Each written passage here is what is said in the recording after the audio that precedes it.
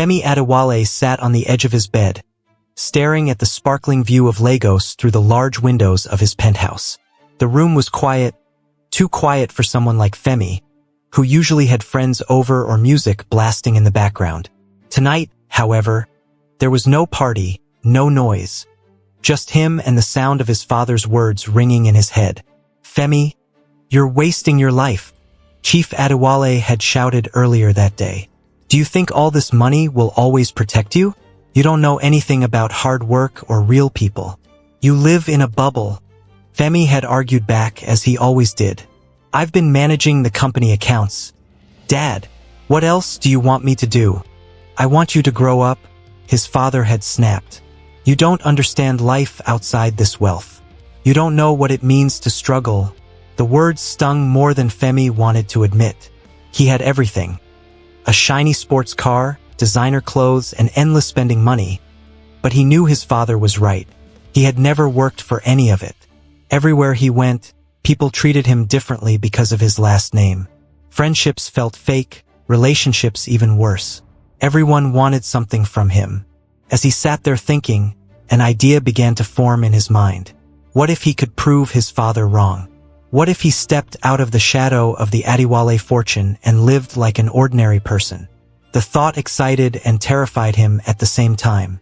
But then, a grin spread across his face. He grabbed his phone and dialed his father. The line clicked, and Chief Adewale's deep voice answered. "What is it now, Femi?" "I've got a plan, Dad," Femi said, trying to sound confident. "I'll prove to you that I'm not some spoiled rich kid. I'll live like a regular person for 3 months. No penthouse, no fancy car. I'll even work." Chief Adewale laughed, but it wasn't the friendly kind. "You? Work? Doing what?" "Running a cafe on Instagram." "I'm serious," Femi shot back. "I'll be a taxi driver." The line went silent for a moment. Then his father spoke, his tone skeptical. "And how exactly is that supposed to work? You don't even know how to use public transport." Femi leaned back on the bed, feeling a surge of determination. "I'll figure it out. You'll see. I'll make it 3 months, and I won't touch a naira of your money." Chief Adewale sighed. "Fine. Let's see how long you last. But don't come running back to me when you realize you can't handle it." The call ended, and Femi felt a mix of excitement and fear. This was it, his chance to step out of his comfort zone. But first, he needed to prepare. The next morning, Femi left his penthouse and drove to a used car lot on the mainland. His flashy sports car stood out like a sore thumb among the rows of dusty, battered vehicles. He walked up to an older man sitting on a stool by the gate. "Good morning, sir," Femi said, trying to sound humble. The man squinted at him. "What do you want here, Oga? We don't sell Lamborghinis." Femi chuckled awkwardly. "I'm not looking for a Lamborghini. I need a taxi. Something simple." The man raised an eyebrow, clearly suspicious, but he led Femi to a beat-up yellow cab parked at the back. The car looked like it had seen better days. Its paint was peeling, and one of the side mirrors was held together with tape. "This one works," the man said. "Barely. But it's cheap." Femi bought the car without haggling, something that made the seller look at him strangely. But Femi didn't care. This was all part of the plan. That evening, Femi parked his new taxi outside his penthouse and stared at it for a long time. He was starting to realize just how different his life was about to become. No more valet parking, no more chauffeurs, no more being Femi Adewale, the billionaire's son. From now on, he was just Femi the taxi driver. His friends didn't make things any easier. When they found out about his plan, they laughed so hard that tears streamed down their faces. "You? Driving a taxi?" His best friend, Jide, said between gasps of laughter. "Do you even know how to talk to regular people?" Femi rolled his eyes. "Watch me. I'll be the best taxi driver Lagos has ever seen." Another friend, Teo, leaned forward, smirking. "What's the real reason for this, though?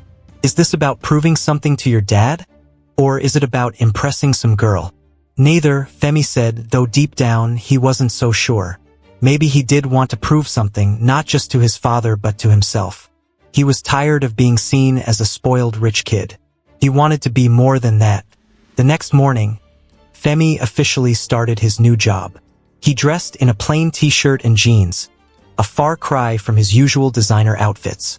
He slid into the driver's seat of his taxi, adjusted the mirrors, and took a deep breath.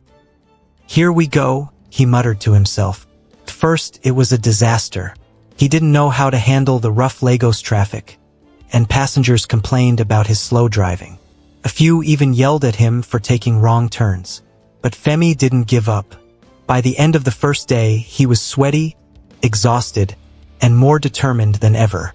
As the weeks went by, Femi began to settle into his new life. He learned how to navigate the chaotic streets, how to deal with grumpy passengers, and even how to negotiate fares. He still had a lot to learn, but he was starting to feel like he was making progress. The evening air was cool, and the rain was steady but not heavy, creating small puddles on the uneven streets of Lagos. Femi sighed as he gripped the steering wheel of his taxi, his eyes darting to the line of passengers standing under an awning at the bus stop. He hadn't had much luck that day, and his stomach growled as a reminder that he hadn't eaten since morning. He glanced at the dashboard, where a half-empty bottle of water rolled back and forth with each movement of the car. Just as he was about to give up for the day, a woman waved at him from the curb. She was carrying a small bag and looked like she had been running through the rain. Femi pulled up beside her and rolled down the window. "Taxi?" he asked, trying to sound casual. "Yes," she said quickly, her voice firm but tired. "Hospital Road. Please." Without another word, she opened the door and climbed into the back seat. Femi glanced at her in the rearview mirror. She looked younger than he'd first thought, maybe in her late 20s, and her plain blue scrubs told him she worked in healthcare. Her braided hair was damp from the rain, and she clutched her bag tightly as if it held something valuable. "You're a nurse?" Femi asked, trying to make conversation. The woman sighed, leaning her head back against the seat. "Yes, and I'm very late, so please just drive." Her tone was sharp, but Femi wasn't offended. She looked stressed, and he figured it was best to focus on the road. The streets were crowded, as usual, with cars honking and pedestrians weaving between them like they owned the place. Femi navigated through the chaos, his hands gripping the wheel tightly. After a few minutes of silence, Femi decided to try again. "Rough day." The woman's eyes opened slowly, and she gave him a tired look through the mirror. "Every day is rough," she said, her voice softer this time. "Do you know how many hours I've been on my feet today? And now, thanks to this rain and traffic, I'm going to be late for my night shift." "I can see that," Femi said with a small smile, trying to lighten the mood. "Lagos traffic doesn't care if you're tired or late. It's just there to make everyone's life harder." To his surprise, the woman let out a small laugh. "You're not wrong," she admitted, "but you don't sound like a regular taxi driver. Most of them don't talk this much." Femi shrugged. "Well, maybe I'm not like most taxi drivers." She raised an eyebrow but didn't press further.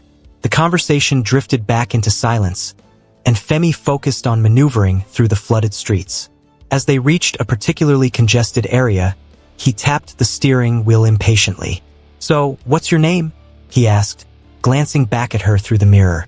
"If we're stuck in traffic, we might as well talk." She hesitated for a moment before replying. "Nkem." "Nkem," Femi repeated, testing the name. "It suits you." "I'm Femi." "Nice to meet you, Femi," she said, though her tone suggested she was just being polite. "Now, can we get moving? I really don't want to be late." Femi chuckled. "Trust me, I'm trying. But unless I can turn this taxi into a boat, we're stuck for now." As the minutes dragged on, Nkem's frustration became more visible. She kept glancing at her phone, muttering under her breath. Femi watched her through the mirror, feeling a strange urge to cheer her up. "Do you always work late shifts like this?" he asked. "Most of the time," she replied, rubbing her temples. "The clinic is short-staffed, and there's always someone who needs help. It's exhausting, but I can't just leave people hanging." "That sounds tough," Femi said, genuinely impressed. "You must really care about your job." "It's not just a job," Nkem said firmly, her eyes meeting his through the mirror. "It's about helping people. Some of the patients we see can't afford treatment anywhere else." If I don't show up, who will? Femi nodded, feeling a pang of guilt. Her life seemed so different from his. While he'd spent his days lounging in luxury, people like Nkem were out here making real sacrifices. Do you ever get a break? He asked. She laughed bitterly. What's a break? Between work and taking care of my family, there's no such thing. My younger brother is in school, and my mom isn't well. I have to handle everything. Femi didn't know what to say to that. He wanted to tell her how much he admired her, but he didn't think she'd take him seriously. Instead, he decided to focus on getting her to the hospital as quickly as possible. The rain had slowed to a drizzle by the time they reached the clinic. Nkem gathered her things and opened the door, but before she stepped out, she turned back to Femi. Thanks for the ride, she said, her voice softer than before. Sorry if I was a bit rude earlier. It's been a long day. No problem, Femi said with a grin. I get it. And hey, if you ever need a ride again, just look for the best taxi driver in Lagos. She rolled her eyes but smiled slightly. I'll keep that in mind. As she walked into the clinic, Femi watched her through the window. There was something about Nkem that stuck with him, her strength, her dedication, and the way she spoke her mind without hesitation. She was unlike anyone he'd met before, and he couldn't help but feel curious about her. That night, Femi couldn't stop thinking about Nkem. He tried to brush it off, telling himself that she was just another passenger. But it didn't work. There was something about her that intrigued him, and he found himself wondering if their paths would cross again. The next day, Femi parked his taxi near the hospital, hoping to see her. He felt a little silly. After all, Lagos was a big city, and she was just one person among millions. But as the hours passed, he couldn't shake the feeling that he might see her again. Finally, as the sun began to set, he saw her walking out of the hospital, her bag slung over her shoulder. She looked just as tired as the night before, but there was a determination in her step that made Femi smile. He rolled down the window and called out, "Need a ride?" Nkem stopped and turned, her eyes widening slightly when she saw him. "You again?" "Me again," Femi said with a grin. "So what do you say? Need a lift?" She hesitated for a moment before walking over to the taxi. "All right, but don't think I'm going to start calling you my personal driver." Femi laughed as she climbed into the car. "Noted. So where to?" Nkem gave him an address, and they set off. This time, the ride was less awkward. They talked about the chaos of Lagos, their favorite foods, and even shared a few jokes. Femi found himself enjoying her company more than he expected. By the time they reached her destination, he felt like he'd learned a little more about who she was. And as she stepped out of the taxi, he couldn't help but hope that this wasn't the last time he'd see her. "Thanks, Femi," she said before closing the door. "Take care." "You too, Nkem," he replied, watching as she disappeared into the crowd. As he drove away, Femi couldn't help but smile. His plan to prove himself to his father had taken an unexpected turn, and he was starting to realize that this taxi-driving adventure might lead to more than just a lesson in humility. The next few days felt different for Femi. Every time he drove his taxi, his thoughts wandered to Nkem. He wasn't sure why she had such an effect on him. Maybe it was her fierce determination or the way she spoke her mind. Whatever it was, Femi couldn't stop himself from parking near her hospital, hoping to see her again. It wasn't long before his plan worked. One evening, just as the sun was dipping below the Lagos skyline, Femi spotted Nkem stepping out of the clinic. She looked as tired as ever, her bag slung over her shoulder and her face carrying the weight of the long day. But even in her exhaustion, there was something strong and steady about her. Femi rolled down his window and called out, "Heading home, Nkem?" She stopped and looked at him, her lips curving into a small smile. "You're starting to make me wonder if you're stalking me." Femi laughed, leaning against the steering wheel. "I'm not stalking you. I just happen to be around. Besides, you're my favorite passenger. Hop in." Nkem hesitated for a moment but then sighed and opened the door. "All right, Femi the taxi driver. But don't think this means you're my personal chauffeur." As she settled into the back seat, Femi started the car. "Noted. So, how was your day?" Nkem let out a tired laugh. "You really want to know?" Let's see. 2 emergencies, 3 patients who couldn't pay for treatment, and a broken air conditioner in the clinic. It's been fun. Sounds like a nightmare, Femi said, glancing at her through the mirror. But you still show up every day. Why? Because someone has to, Nkem replied, her voice firm. If I don't, who will? Most of the people who come to our clinic have nowhere else to go. I can't just leave them. Femi nodded, impressed by her dedication. You're amazing, you know that? I mean, not everyone would put up with all that. Kem snorted. Amazing? Hardly. I'm just doing my job. They drove in silence for a while after that, the soft hum of the engine filling the space. Femi stole glances at Nkem through the mirror, noticing the way she stared out the window as if lost in thought. When they reached her neighborhood, Nkem turned to Femi. You know, you talk a lot for a taxi driver. Femi grinned. You've said that before. Maybe it's because I enjoy talking to you. She raised an eyebrow. Is that your way of saying you don't talk this much with other passengers? Exactly, Femi said with a laugh. Consider yourself special. Nkem shook her head, but there was a small smile on her lips. You're something else, Femi? As she stepped out of the car, Femi felt a strange sense of disappointment. He didn't want the conversation to end. But before he could say anything, she leaned back in and said, Thanks for the ride. Take care. You too, Nkem, Femi replied, watching as she walked away. Over the next few weeks, Femi and Nkem developed an unspoken routine. He would often park near the clinic in the evenings, and more often than not, she would accept a ride home. Their conversations grew longer and more personal, each ride feeling less like a transaction and more like a meeting between friends. One night, as Femi drove her home, he decided to ask a question that had been on his mind for a while. Nkem, do you ever take a break? Like, just for yourself? She laughed, shaking her head. A break? What's that? I'm serious, Femi said, glancing at her through the mirror. You work all the time, you take care of your family. Don't you ever do something just for you? Nkem sighed, her smile fading slightly. There's no time for that, Femi. My family depends on me. My mom is sick. My younger brother is in school. If I don't keep going, who will? Femi was quiet for a moment, his hands tightening on the wheel. He admired her strength, but it also made him sad. She carried so much on her shoulders, and it didn't seem fair. Well, he said finally, if you ever decide to take a break, let me know. Maybe I can help. Nkem looked at him, her expression softening.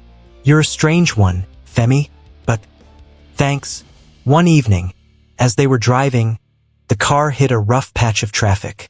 Femi sighed, tapping his fingers on the wheel. Ah, Lagos traffic. The city's greatest gift. Kem laughed. You're handling it better than most taxi drivers I know. Usually, they're yelling at other drivers by now. Maybe I'm just a peaceful person, Femi said with a grin.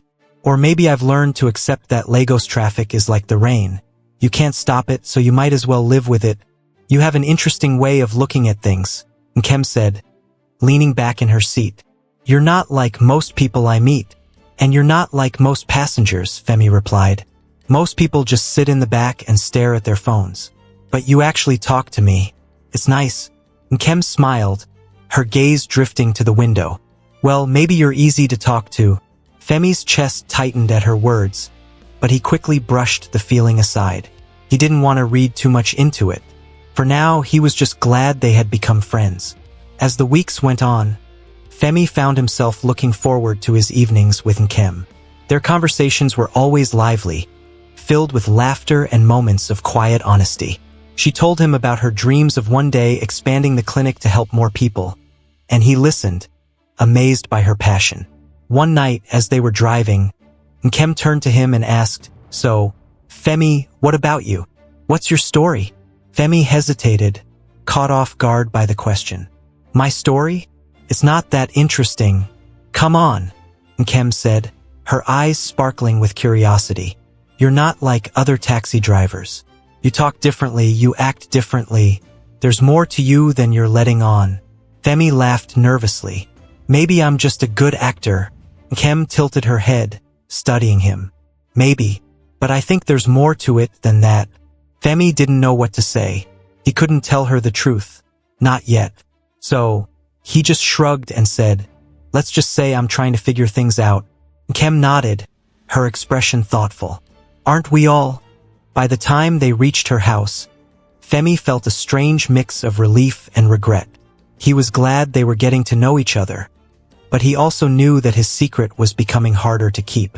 Still, as Nkem stepped out of the car and waved goodbye, he couldn't help but smile. "Good night, Nkem," he said. "Good night, Femi," she replied, her voice warm.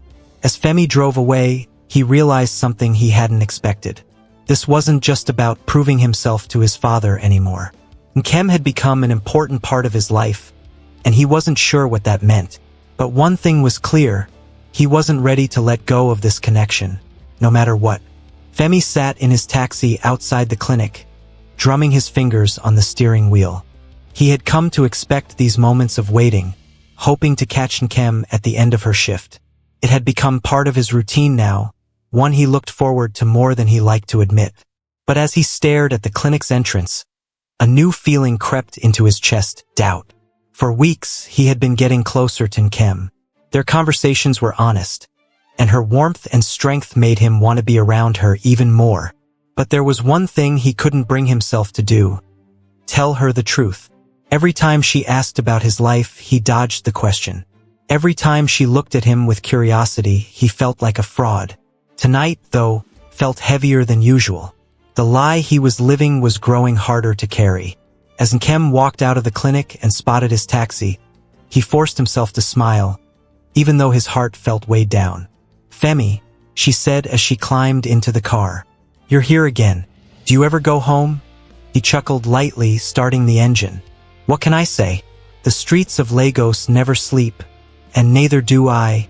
She shook her head, smiling. "You're something else, Femi. Most drivers would have given up on this traffic business by now." "Maybe I'm just stubborn," he replied, glancing at her through the mirror.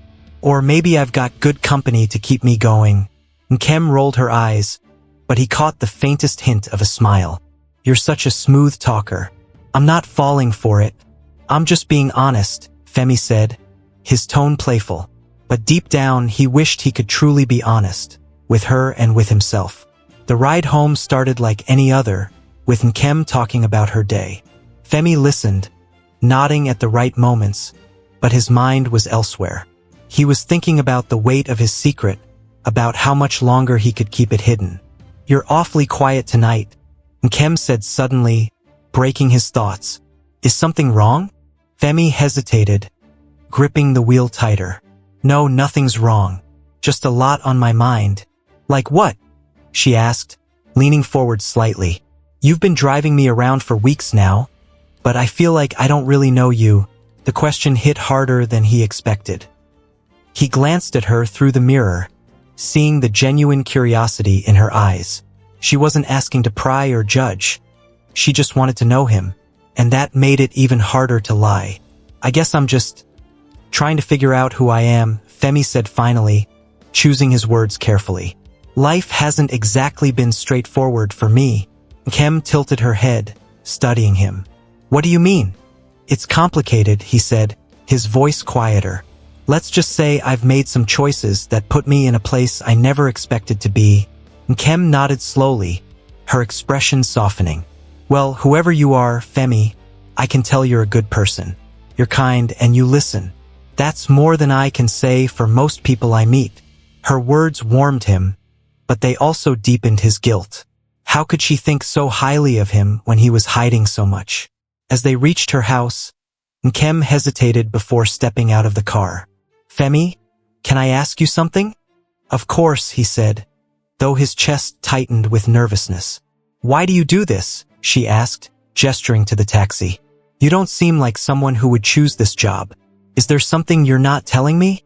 Femi froze for a moment, caught off guard by her question. He opened his mouth to respond but stopped himself. If he told her the truth now, would she understand? Or would it ruin everything they had built? "It's a long story," he said finally, forcing a smile. "Maybe I'll tell you someday." Nkem frowned slightly but didn't press further. "All right, Femi. Good night." "Good night, Nkem," he replied, watching as she walked away. That night, Femi couldn't sleep. He lay in bed, staring at the ceiling, replaying the conversation in his head. He wanted to tell her the truth, but the fear of losing her kept him silent. What if she thought he was just another rich guy playing games? What if she walked away and never looked back? The next morning, he decided to confide in someone he trusted, his best friend, Jide. They met at a small cafe, and Femi wasted no time diving into the issue. "She's amazing, Jide," Femi said, stirring his coffee absent-mindedly. "She's strong, smart, and she actually cares about people. But I can't stop feeling like I'm lying to her every time I see her." "Well, you are lying to her," Jide said bluntly, leaning back in his chair. "You've been pretending to be someone you're not. What did you think would happen?" "I don't know," Femi admitted, running a hand through his hair. "I thought maybe it wouldn't matter, but it does. Every time she looks at me, I feel like I'm letting her down." Jide sighed, shaking his head. "Look, Femi, you need to tell her the truth. Sooner or later, she's going to find out. And if it doesn't come from you, it's going to be a lot worse." "I know," Femi said, his voice heavy. "But what if she hates me for it? What if she doesn't want anything to do with me after that?" "Then you'll know where you stand," Jide said simply. "But if you keep lying, you're only going to make things harder for both of you." Femi nodded, knowing his friend was right. But the thought of losing Nkem still terrified him. The next time he saw Nkem, Femi decided to take a step toward honesty, without revealing everything just yet. As they drove through the busy streets of Lagos, he turned to her and said, "Nkem, can I ask you something?" "Sure," she said, looking up from her phone. "Do you believe people can change?" he asked, his voice careful. Nkem raised an eyebrow. "What kind of question is that?" "Just curious," Femi said with a shrug. "Do you think someone who's made mistakes can become better?" Nkem thought for a moment before replying. "I think anyone can change if they really want to. But it's not easy. Takes work." Femi nodded, her words sinking in. "What if they're scared? What if they're afraid people won't give them a chance?" "Then they need to prove themselves," Nkem said firmly.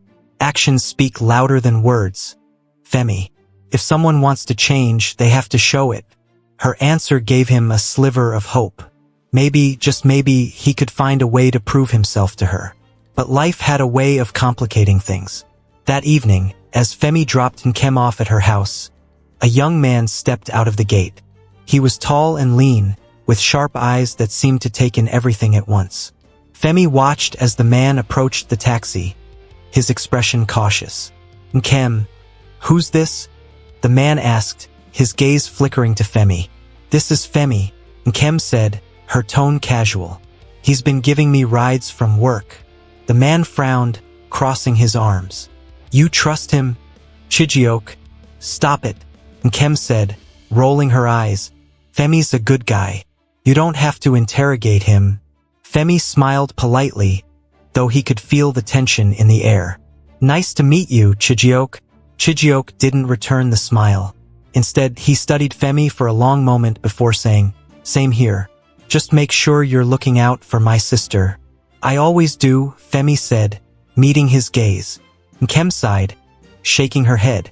"All right, enough of this. Let's go inside, Chijioke." "Good night, Femi."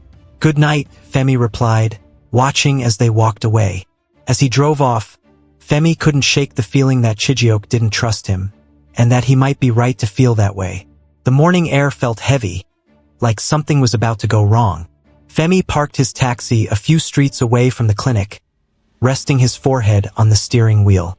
He'd been thinking a lot about his conversation with Chijioke the night before.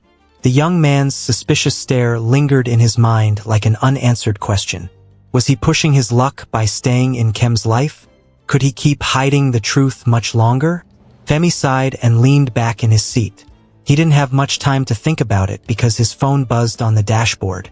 Picking it up, he saw a message from Jide. "Let's grab lunch later. You need to relax before you lose your mind." Femi chuckled. Jide wasn't wrong, but right now, lunch was the last thing on his mind. He was about to reply when he noticed movement near the clinic. Nkem was standing outside with two other nurses, their faces tight with worry. They were talking to a man in a dark suit who didn't look happy. Femi watched as the man handed Nkem a piece of paper before walking away, his shoulders stiff and unyielding. Something was wrong. A few hours later, Nkem stepped into Femi's taxi. She was quiet, unusually so, and her hands gripped her bag tightly. Femi glanced at her through the rearview mirror, waiting for her to say something. When she didn't, he broke the silence. "Rough day?" he asked gently. Nkem sighed, rubbing her temples. "You could say that. The clinic is in trouble." Femi frowned. "What kind of trouble?"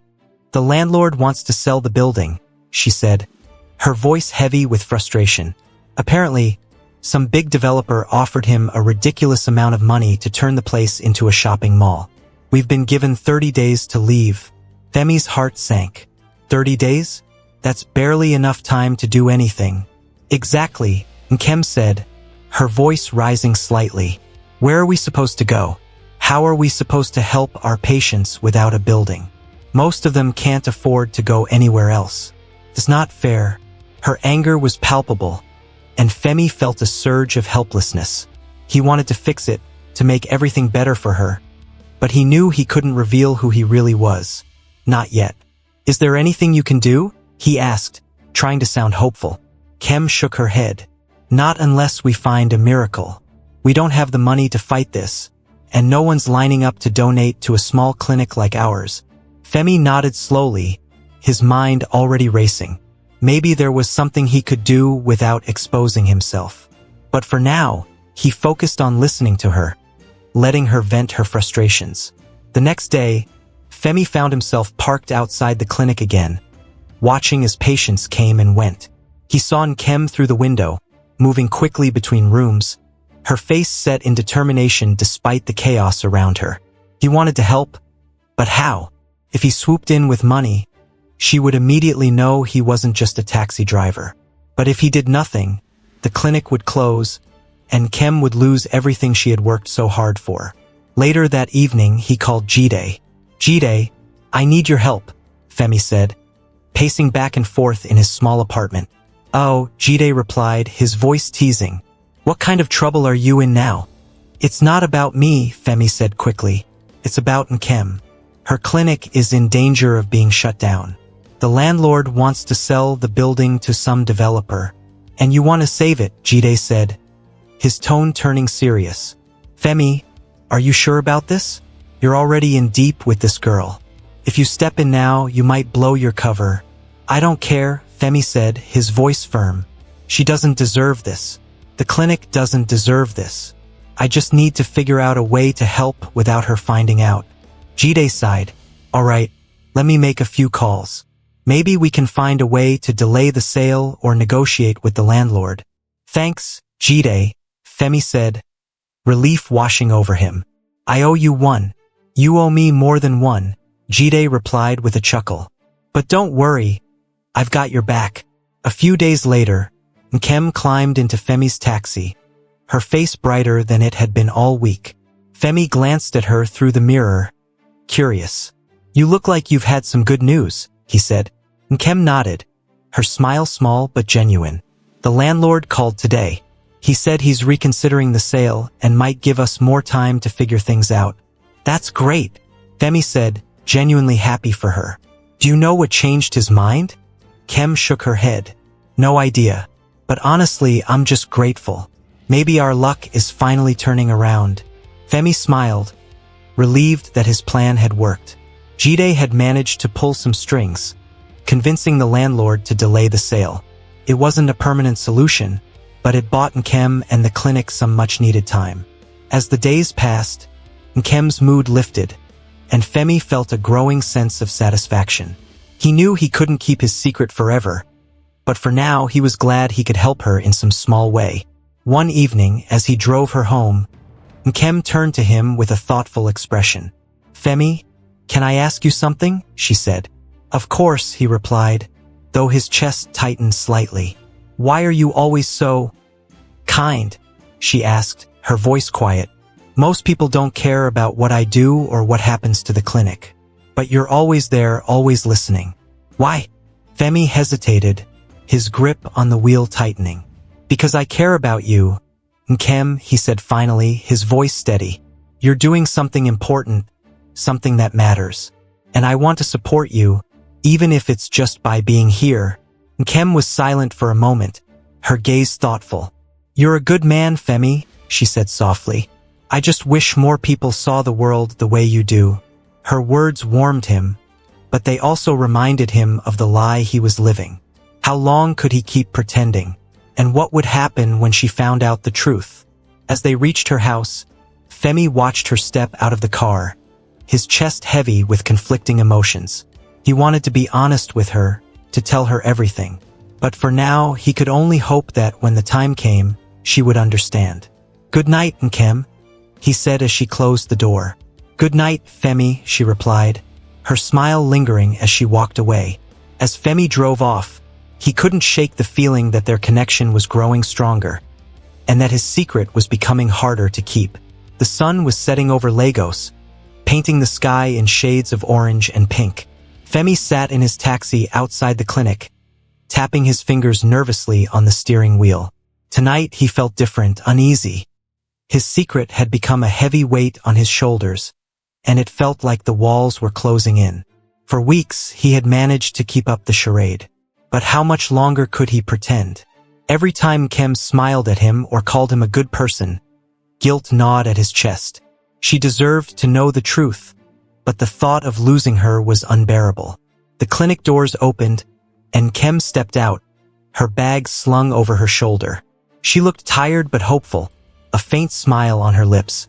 Femi's heart tightened as she approached the car.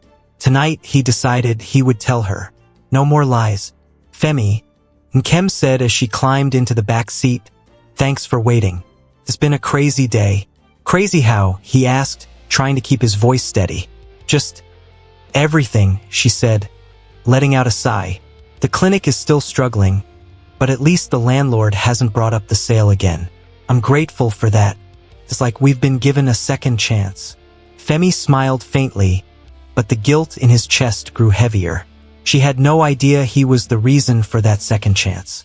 As they drove through the crowded streets, Femi glanced at her through the rearview mirror. Nkem, can I ask you something? Of course, she said, leaning back in her seat. What would you do if someone you cared about lied to you? He asked, his voice quieter than usual. Nkem frowned, sitting up slightly. That's a strange question. Why are you asking? Just curious, Femi said quickly, trying to sound casual. I mean, would you be able to forgive them if they had good intentions? Nkem thought for a moment, her gaze distant. It depends on the lie, she said finally. If it was something small, something harmless, maybe I could forgive. But if it was something big, something that hurt me, I don't know. It would be hard. Femi's grip on the steering wheel tightened. Her words made his chest feel even heavier. What if they lied because they were scared of losing you? He asked, his voice barely above a whisper. Nkem tilted her head, studying him through the mirror. Femi, is there something you're not telling me? Before he could answer, his phone buzzed. He glanced at the screen and saw Jide's name. Normally, he would ignore it, but something about the timing made him uneasy. Sorry, I need to take this, he said, pulling over to the side of the road. He stepped out of the car and answered the call. Jide, what's up? He asked, his voice low. Femi, we've got a problem, Jide said, his tone urgent. Chijioke's been asking questions about you. He's digging around, trying to figure out who you really are. Femi's stomach dropped. What? How does he even know to look into me? I don't know, Jide said, frustration clear in his voice. But he's getting close. If you don't tell Nkem the truth soon, someone else will. Femi closed his eyes, his mind racing. Chijioke's suspicion had been clear from the start, but he hadn't expected it to escalate so quickly. Thanks for letting me know, he said before hanging up. When Femi climbed back into the taxi, Nkem was watching him closely. What's going on? She asked, her voice laced with concern. Nothing, Femi said quickly, starting the engine. Just a friend needing advice. Nkem didn't look convinced, but she didn't press further. As they continued the drive, Femi's mind raced. He had to tell her the truth before someone else did.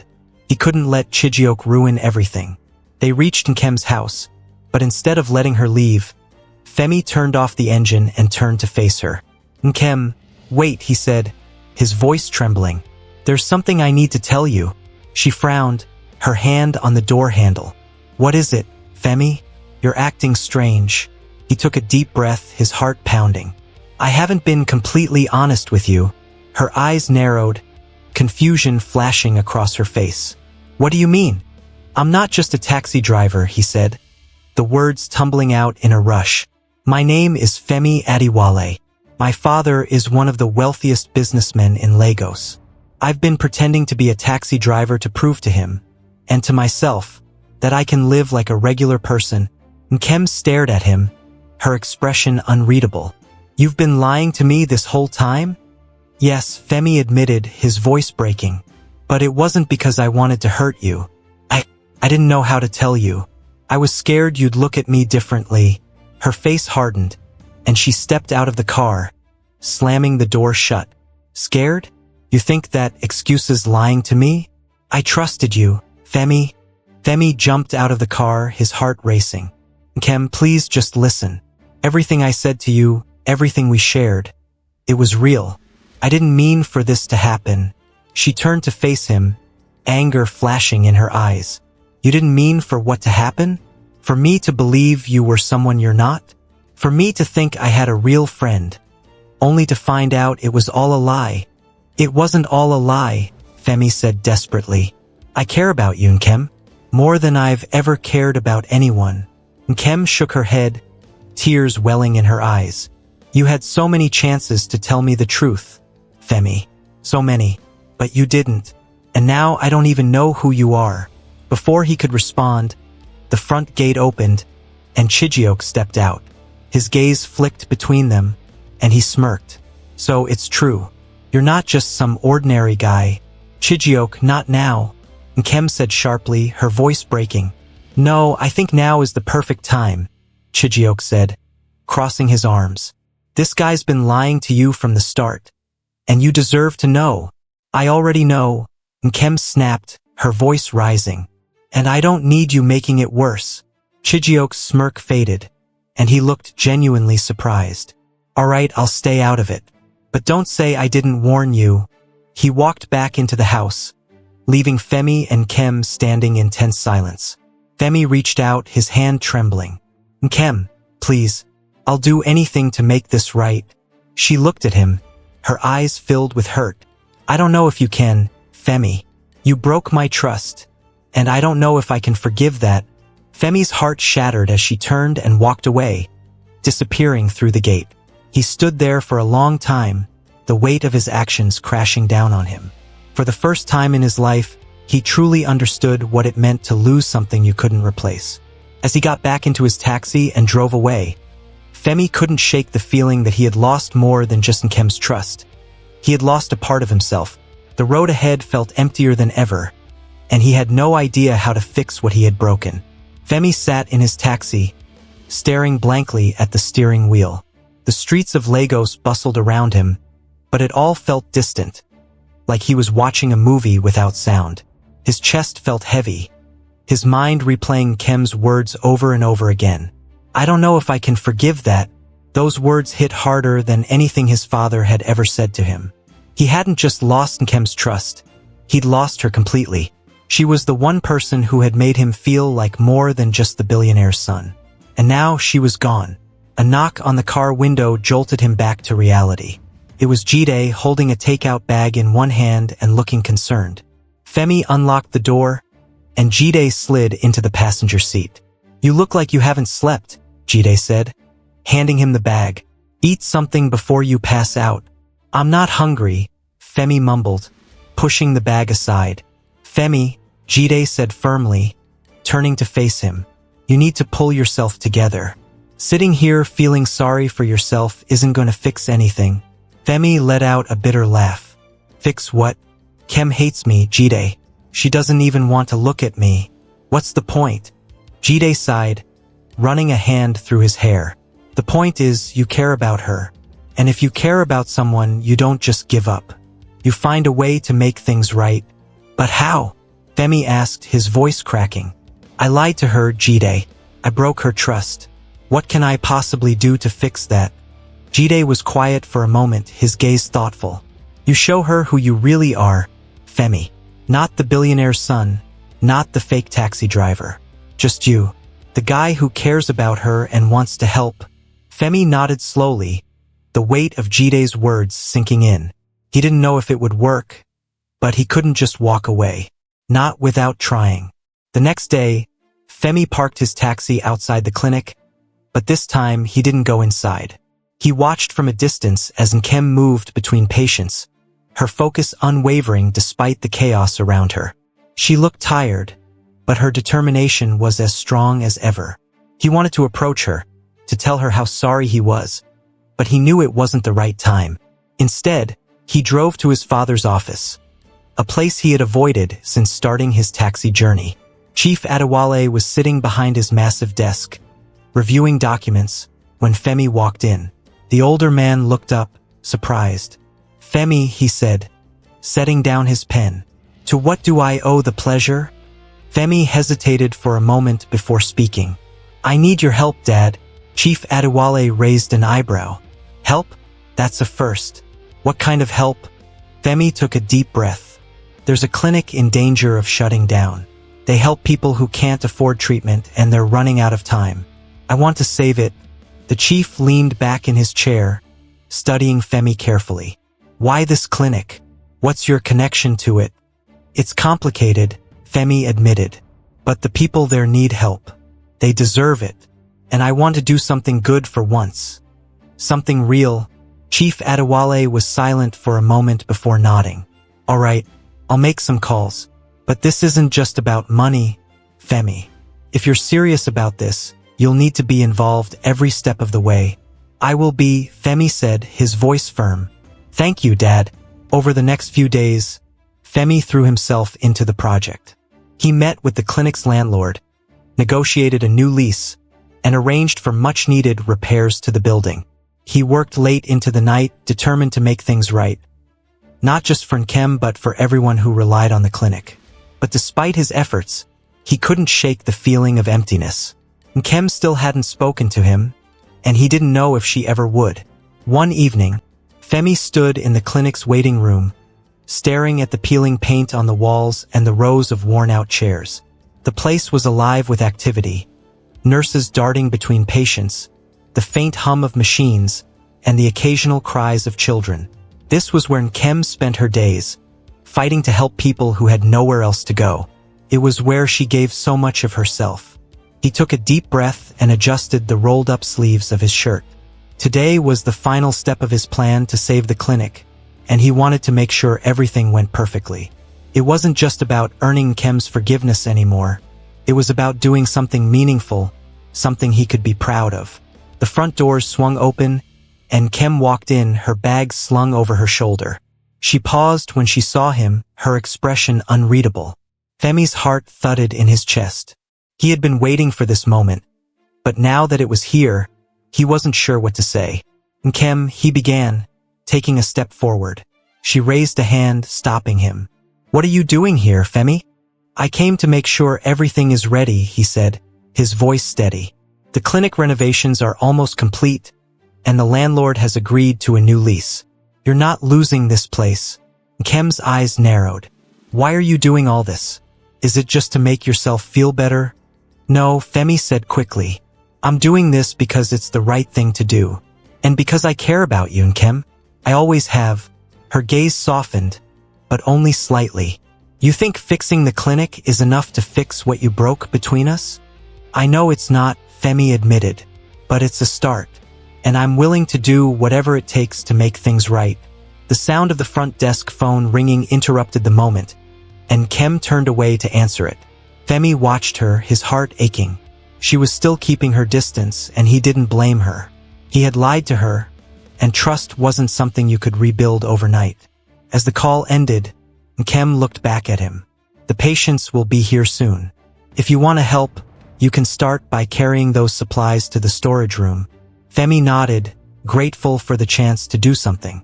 He picked up a box of medical supplies and followed her down the hallway. As they walked, he tried to break the silence. "Nkem, I know I've said it before, but I really am sorry," he said quietly. "If I could go back and do things differently, I would." She stopped in front of the storage room and turned to face him. "You can't change the past, Femi.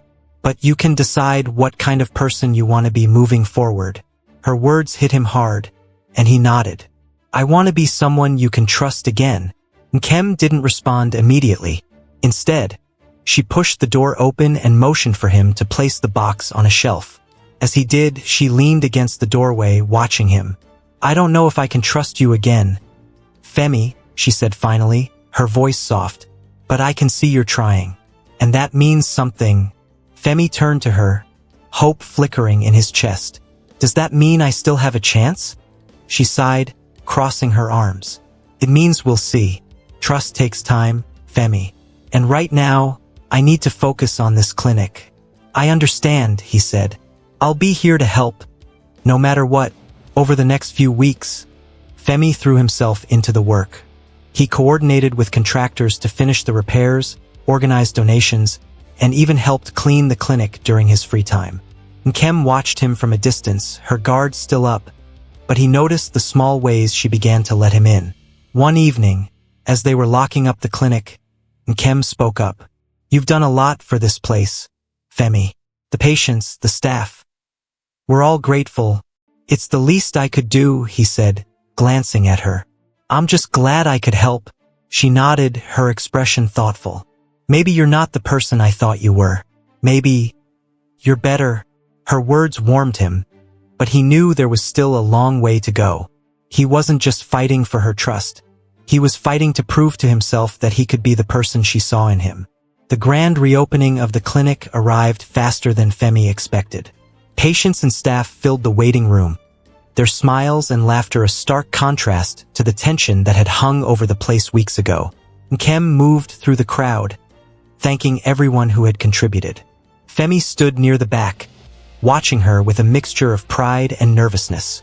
He had done everything he could to save the clinic, but he still didn't know where he stood with her. As the event wound down, Nkem approached him. "Femi," she said, her voice soft, "can we talk?" "Of course," he said, following her to a quiet corner. She took a deep breath, her gaze meeting his. "I've been thinking a lot about everything that's happened.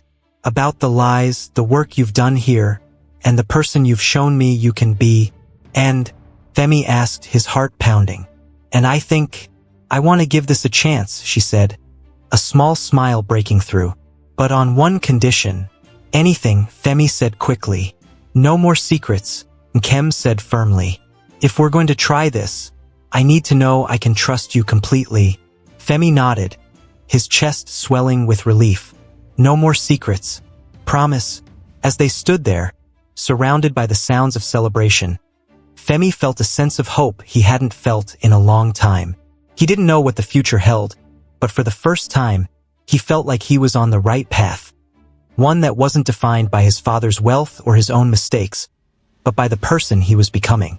And for the first time, he believed that maybe, just maybe, he and Nkem could build something real. Something worth fighting for. The following weeks felt like a new chapter in Femi's life. The clinic was running better than ever, and Nkem had started to lower her walls, letting him into her life bit by bit. He didn't take her trust for granted. Every day, he worked hard to show her he was serious. Not just about her, but about becoming the man he wanted to be. One sunny afternoon, Femi waited for Nkem outside the clinic. She had agreed to have lunch with him, a small but significant step forward. As she walked out, she looked calm, her hair tied neatly in a bun and her bag slung over her shoulder. "You're early," Nkem said, raising an eyebrow. "Only because I couldn't wait to see you," Femi replied with a grin. Nkem rolled her eyes, but the corners of her lips twitched upward. "You're hopeless. And yet, you're still here," Femi said, opening the taxi door for her. "Come on. I found this little place you're going to love." The restaurant was a cozy, family-run spot tucked away in a quiet corner of Lagos. The air was filled with the smell of jollof rice, fried plantains, and grilled fish. Femi had chosen it carefully, knowing Kem would appreciate the simplicity and warmth of the place. "This is nice," Kem said as they sat down. "Not what I expected from you, though. I thought you'd take me somewhere fancy." "Fancy isn't always better," Femi said, handing her a menu. "Besides, I wanted this to be about us, not about impressing anyone." Kem studied him for a moment before nodding. "Fair enough." As they waited for their food, the conversation drifted to lighter topics. Femi told her stories from his taxi driving days, and she shared funny moments from her time at the clinic. For the first time in weeks, it felt easy, like they were two people figuring things out together. But as they were finishing their meal, Kem's phone buzzed. She glanced at the screen, and her expression shifted. Femi noticed the change immediately. "What's wrong?" he asked. "It's the clinic," Kem said, frowning. "One of the nurses just called. There's a situation with a patient." "Do you need to go?" Femi asked, already reaching for his wallet. "Yes," she said, standing quickly. "But it's not far. You can drop me off on the way back." Femi nodded, paying for the meal and hurrying to the car. As they drove, Kem's phone buzzed again, and she answered it, her tone sharp and professional. "What happened?" "Okay, keep him stable. I'm on my way." When she hung up, her jaw was tight. "It's a boy. He collapsed outside the clinic.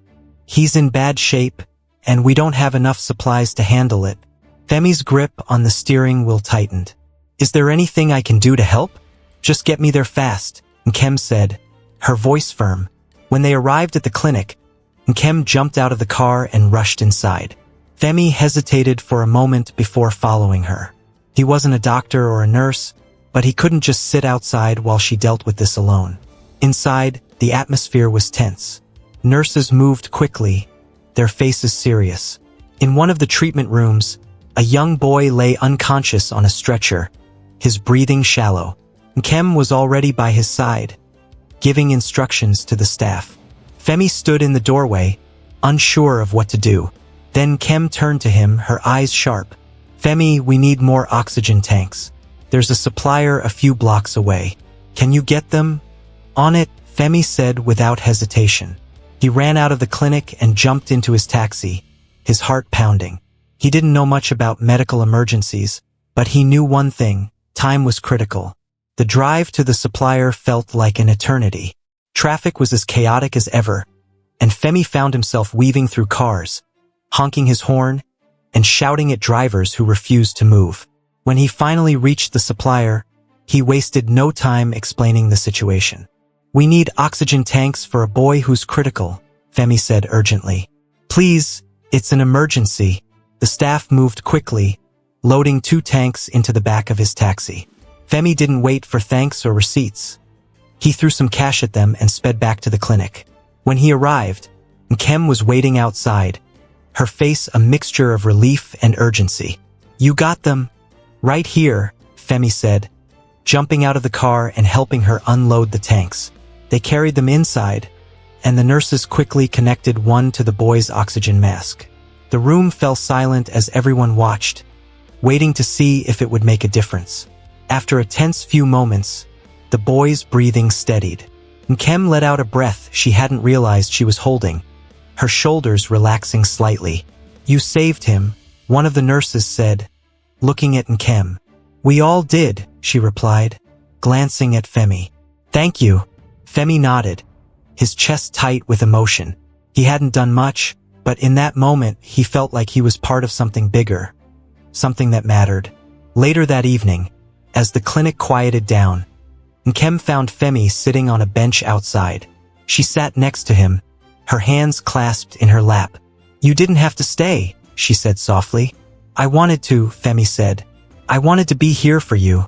Kem looked at him, her eyes searching his face. "You're different, Femi. When I first met you, I didn't think you understood what it meant to care about other people. But now I see how much you've changed." "I had a good teacher," Femi said with a small smile. Kem smiled back, and for the first time it felt real, like the walls between them were finally coming down. The night air was cool, and the city lights flickered in the distance. As they sat there in comfortable silence, Femi realized something. This wasn't the end of their story, it was just the beginning. There would be challenges ahead, but for the first time he felt ready to face them. And with Nkem by his side, he believed they could handle anything. But in the shadows, someone watched them, a figure lingering just out of sight. Their eyes glinted with something dangerous, and as they turned to leave, they pulled out a phone. "It's time," the voice said, cold and calculated. "They won't see it coming." Femi and Kem had no idea their pasts weren't done with them yet. Thanks for watching.